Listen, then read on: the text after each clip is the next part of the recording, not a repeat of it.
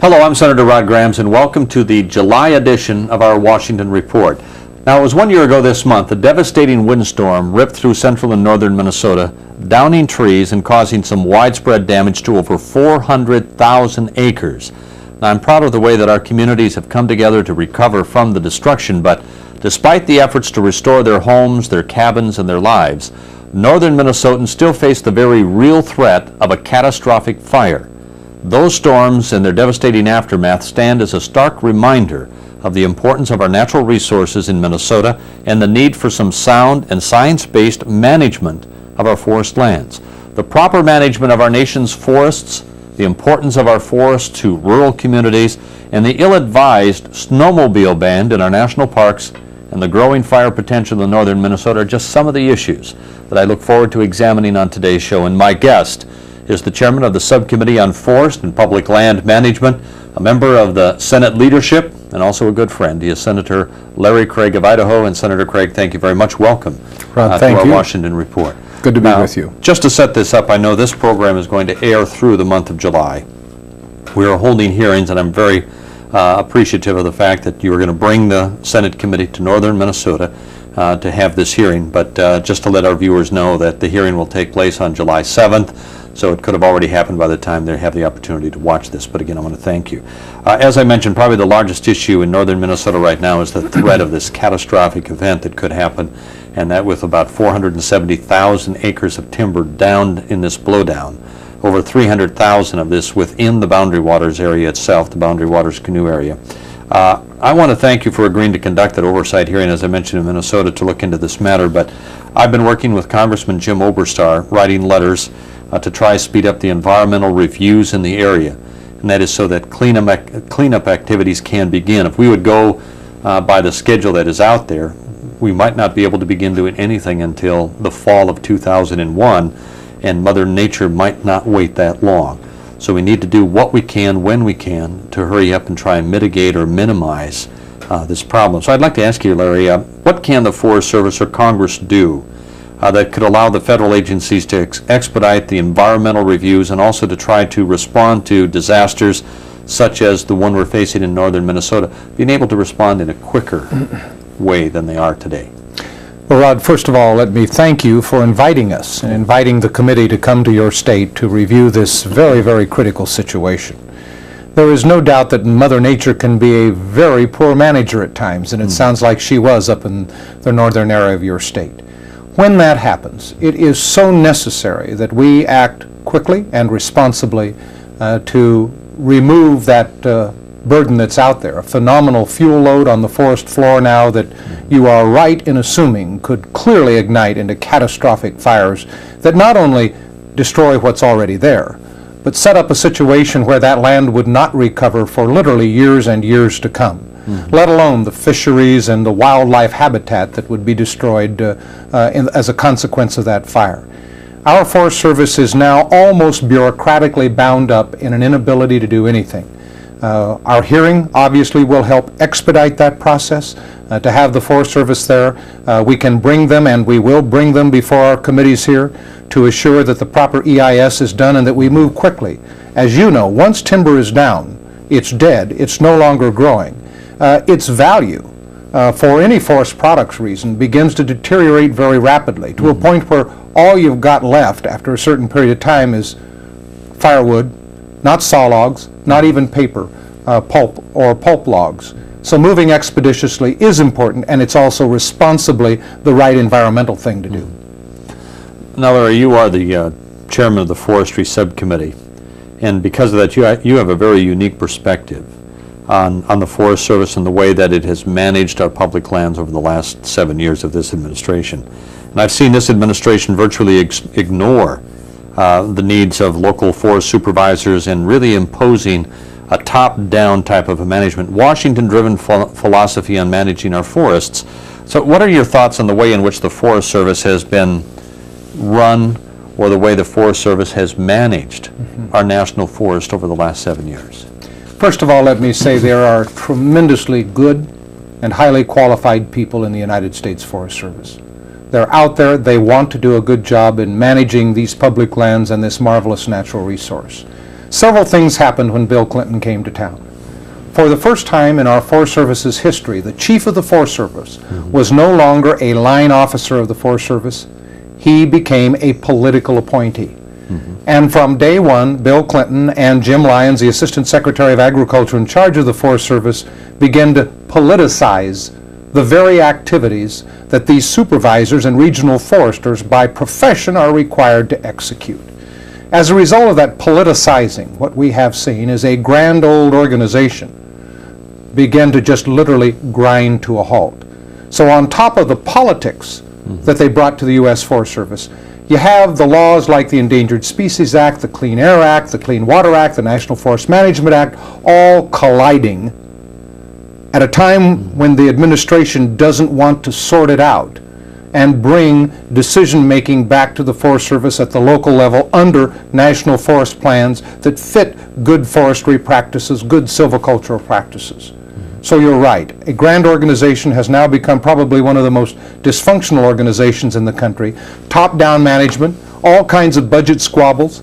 In the last 2 years, they have run in the red, the first time in the history of the United States, Rod, that the U.S. Forest Service has actually operated in the red instead of the black. All because of the mismanagement of Bill Clinton and Jim Lyons and the way they have played politics with this organization.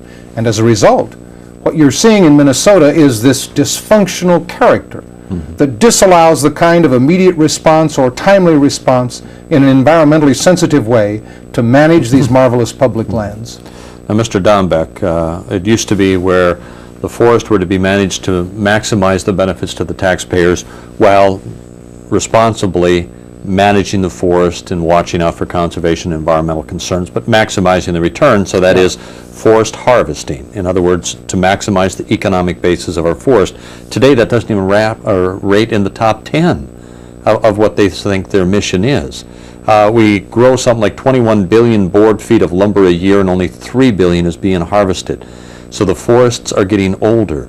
And in fact, in the blowdown, if my numbers are right, I think what the Forest Service personnel showed me in Minnesota last week was that 78% of the trees that blew down were 70 years and older. So the older a forest gets, the more likely it is vulnerable to storms such as this. Also, and just quickly, I'll just tell you this, from the air, they saw where some areas had been harvested, and they were still green because the wind didn't blow them down because the trees were younger. But you could just see in the patches where it hadn't been managed or harvested, and those are the areas that blew down, plus the boundary waters. So good forest management is so important in the health and the vitality of a forest. That's right. Here's an interesting statistic that a lot of folks living in urban areas don't believe, but it's true. There are more trees growing in the continental United States today than ever in the history, recorded history, of the United States. Why? Because of the way we've managed, and in fact we've managed really very, very well. But in the last several decades, our ability to put out fires and our unwillingness to remove in a timely fashion trees that have reached their age for harvest, so that we had this constant renewal cycle to create the mosaics of patterns of the green versus the dark green, the young versus the old, that kind of vitality that breeds a quality forest, that also creates the best kind of an environment. When we don't do that, we get what you've now got up there, and then what follows that, of course, are bugs that live in the dead, or fire that is created by it, and then we set back these forests literally generations. So we've compounded the problem. Now we know we've done that, and it hasn't just happened, in all fairness, during the Clinton years, but it has climaxed during the Clinton years at a time when we have an administration that doesn't want to respond to it. A good number of years ago, the Sierra Club said, no more harvest of trees on public lands. That was their national policy. And everybody thought, oh, that'll never happen. We all laughed about it. Less than 6 months after that, the chief of the Forest Service, Mike Dombeck, is sitting in my office saying, Larry, we've got to discontinue the green sale program on the National Forest. We no longer can hold our heads high and say that that is a responsible management tool. We've got to stop and start all over with something different. And I said, well, Chief, just a moment here. You're a forester. Well, actually, I guess he's a biologist, but he's the chief of the Forest Service. You alone ought to be out there defending the reasonable harvest of trees in a balanced management approach so you can create the young and the old and the middle-aged, and that's the dynamics of a positive, growing, environmentally sound forest. When you, Chief, can't be out there standing in support of that, who can and who will? And whom should we believe? As a result of that, that has nearly ground to a halt. And the inaction that you speak of now in the northern forests of Minnesota is exactly true across this country because of the leadership of this administration. Now, the hearing that we are going to hold in July on this is going to look at ways of expediting maybe waivers, not to ignore environmental concerns, but to speed them up so things can get done, and maybe some of these hazards can be reduced. But that's a big part of the hearing, looking at the blowdown, the situation, and also looking at forest management and health. And I say this, Larry, in the context that we just witnessed out in the Southwest, what was done in the way some prescribe to handle management, and that is the prescribed burns. And we can see that it doesn't always work. It's not an exact science. It's caused more than $1 billion worth of damage. What is your response to somebody like Secretary Babbitt, who says that burning is better or the best alternative to harvesting? And he actually told me in conversations that, well, people might have to put up with a little smoke and some burned down terrain for a while, but that's the way we're going to manage our forest. We're going to burn it, not harvest it. What's your opinion on burns as a way of managing our national forests? First of all, those reactions tell me this. Bruce Babbitt does recognize the critical nature of the health of our national forests, and that something has to be done to change these fuel equations that have built up on the grounds of our forests. Tragically, what he is saying, though, is we burn them. Now, fire is an important part of the silviculture of a forest. There's no question about that. And fire, when you have 40 or 50 or 60 trees per acre, ambling through, burning out the low brush, taking out a small tree now and then, is an entirely different story than when you've got 5 or 6 or 700 trees per acre, as is true amongst much of our conifer forest in the nation today. Let me liken it to this. Gasoline in a car's engine and run through a carburetor is a marvelous energy source. A 1,000-gallon barrel of gasoline open with a match thrown into it is a phenomenal explosion.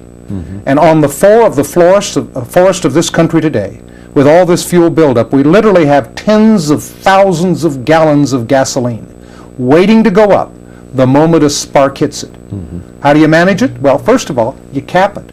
You move it out. You clean it up. You go in and manually, mechanically remove or lessen this fuel burden. Then fire can become the appropriate tool necessary as part of our management scheme, but not as an exclusive management scheme. The silly character of bad policy and poor decision coming together in Los Alamos, New Mexico, cost not only hundreds of people their homes, destroyed a beautiful area of the country. It's going to cost the taxpayers of this country upwards of $1 trillion, thanks to Bruce Babbitt and Bill Clinton. Now that's very costly, poor management. And we could relate that to the boundary waters, because if we could move in, not inside the boundary waters, not inside the wilderness, but at least around the edges by private property, to try do some harvesting rather than burns. For one thing, I wouldn't dare start a fire up there. But to lessen this amount. I think the closest thing we could relate it to, as somebody said to me, is the Yellowstone Park, the fire there. But they said if you compare that to northern Minnesota, the fuel loads in Minnesota are much, much greater. So the problems we faced in Yellowstone are only an example, and it was a small example of what can and will happen, I believe, in the boundary waters of northern Minnesota if we're not allowed to do something quickly. And even if we can do something quickly, we're not going to be able to stop it, but at least mitigate the problem. Well, it's very unlikely that we can get into the wilderness, and in some instances we shouldn't. We recognize wilderness areas are natural, and we've said no motorized efforts in there of any kind, and management should be very limited at best. But you're right, around the edges and dealing with the kind of crisis that could occur, that if it were allowed to sweep into the boundary waters area where all of this down timber is and this high fuel load is, could be devastating. I was, of course, out in the West at the time of the Yellowstone fires. In fact, a couple of years before that, I had admonished the Park Service that they had huge fuel buildups going on inside Yellowstone. An old lodgepole pine climax forest, it had reached its peak, it was dying very rapidly. Mother Nature swept across there and wiped out much of Yellowstone. And of course, that ground is still non-productive. It was scalded, it was crystallized, the microorganisms were burned out of it. Thinning and selective fire could have been a great tool properly used. As it was, it nearly destroyed a beautiful part of our country. and talking to people in northern Minnesota, they are as environmentally concerned as any other group of people, the residents up there. But what they tell me is they're trying to preserve the environment, not to watch it burn, and then hope that it regenerates in the near future. Larry, we're going to take a break right now. We'll be back and talk more with our special guest, Senator Larry Craig, right after this.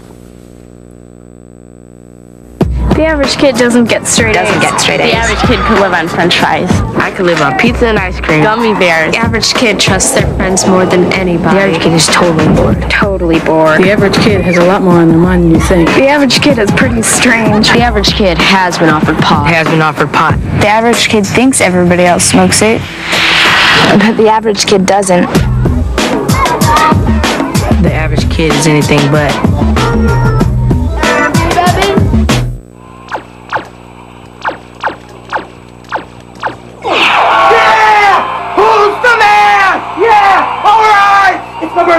It's my birthday!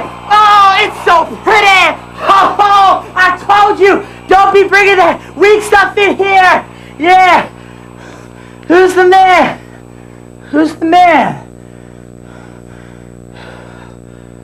Exercised lately?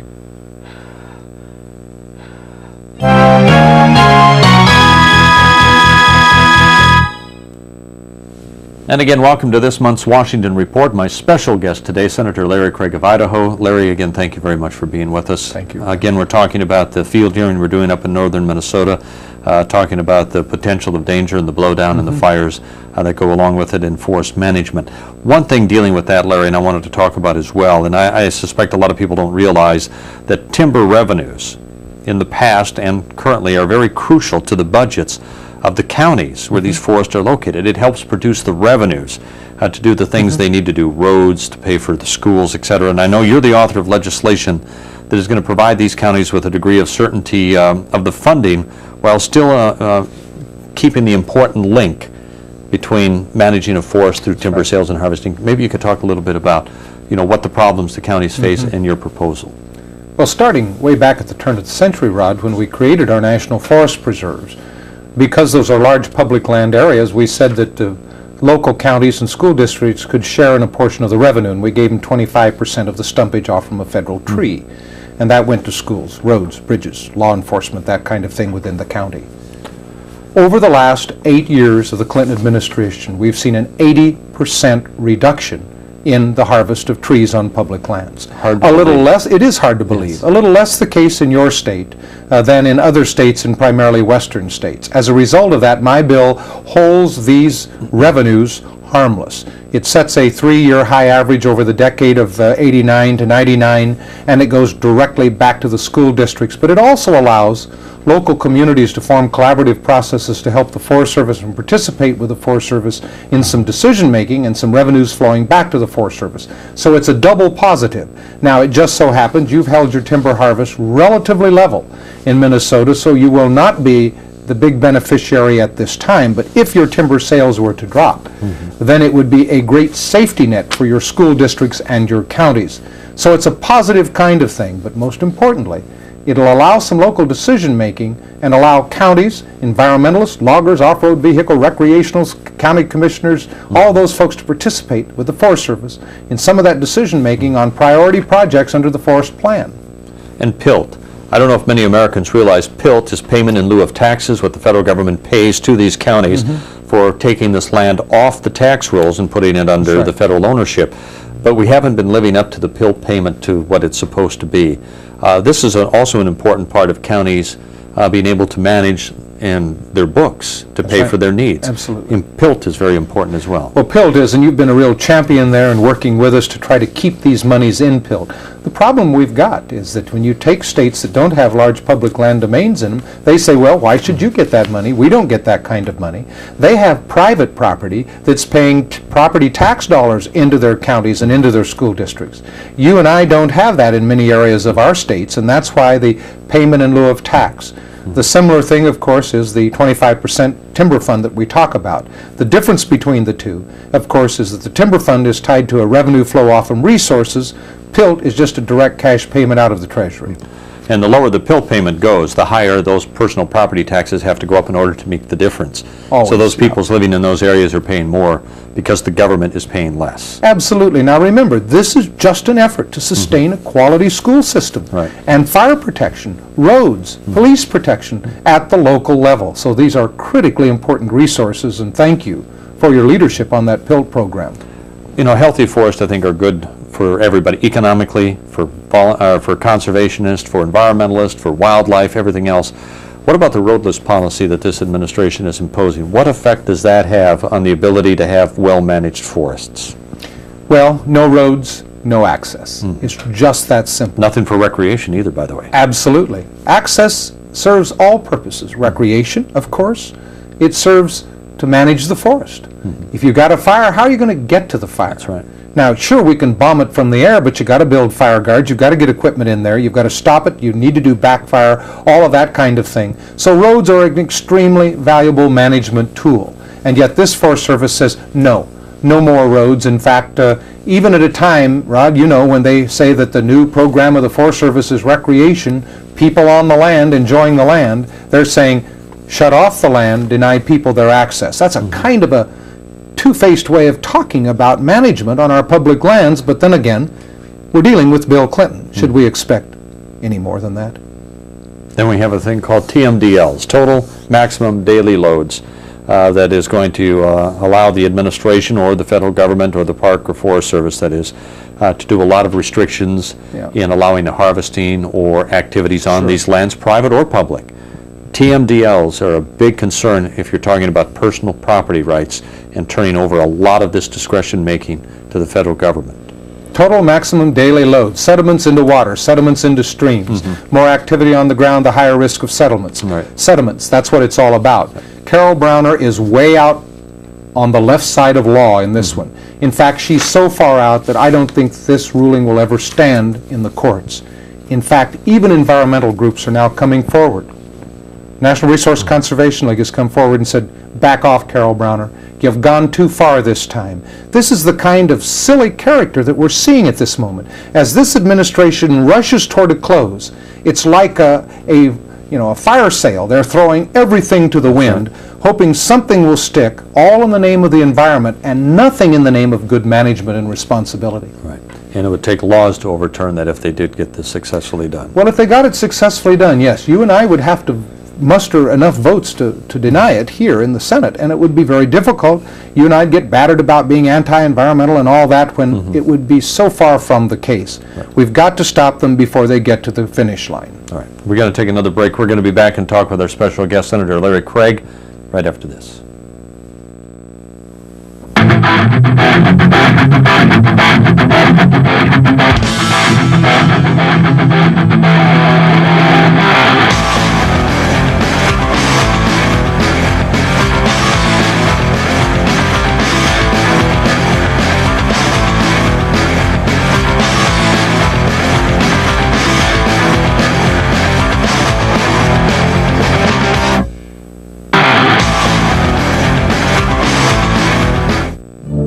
Over 2 million acres of our wildlands burn each year, and hundreds of homes are lost as a result.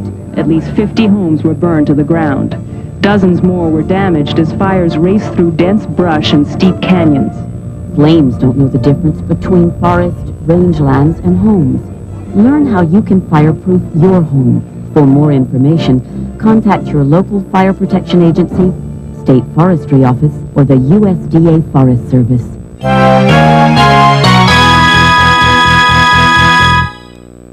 And again, our special guest in the last 3 minutes we have the program, Senator Larry Craig of Idaho. He's the chairman of the Subcommittee on Forests in the Energy Committee here in Washington. Larry, thank you very much for being on our program today to talk about the health and management of our forests. You know, living in Minnesota's got a reputation of enjoying winter sports for some reason because it's there probably 6 months out of the year. But one of those sports is snowmobiling.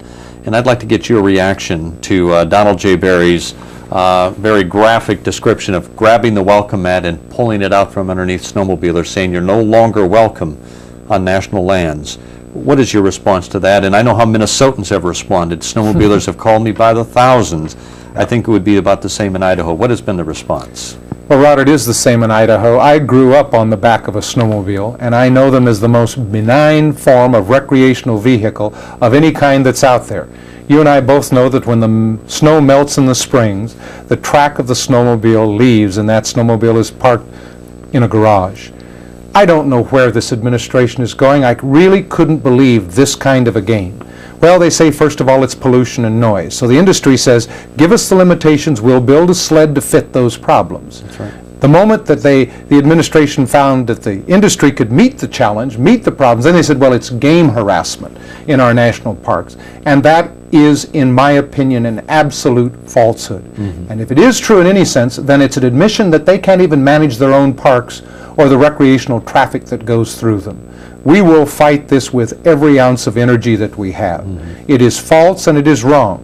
And certainly, if it's in parks, next it'll be out there on the multiple use lands of our country. They'll find another excuse to deny access to those lands.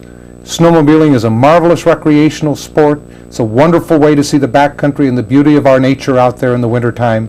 And I simply say to Bill Clinton, shame on you, Bill. You ought to know better than to take people who sometimes can't walk, who sometimes have handicaps, who can ride upon a snowmobile or ride in a sled pulled by a snowmobile and see the beauty of our countryside. You're even saying to the disabled, Bill Clinton, you're not welcome on the public lands in the wintertime. Thank you very much. And this is roads that they travel that are traveled by other vehicles in the summertime. So if they can ban snowmobiles, they can pull the welcome mat on any other vehicle or recreational vehicle in our parks at any time in the future. Well, this battle all started with pollution in Yellowstone, supposedly. Now, Yellowstone Park in the summertime is bumper-to-bumper traffic. That's right. I've been there in the summer, I've been there in the winter on the back of a snowmobile. I will tell you, the environment in Yellowstone in the wintertime, absent the cars, with the snowmobiles, in my opinion, is a better environment. But so you're right in that analysis. They want people out. They argue as radical preservationists that the way you save the environment is to get people and people's tools away from the environment. Larry, thank you so much. We could do another half hour, but thank you for taking time to join us, and thank you for joining us in northern Minnesota. Well, thank you. Going to look forward to being in your marvelous state and holding those hearings. All right. Thank you for joining us. We'll be back again next month. Take care. Bye now.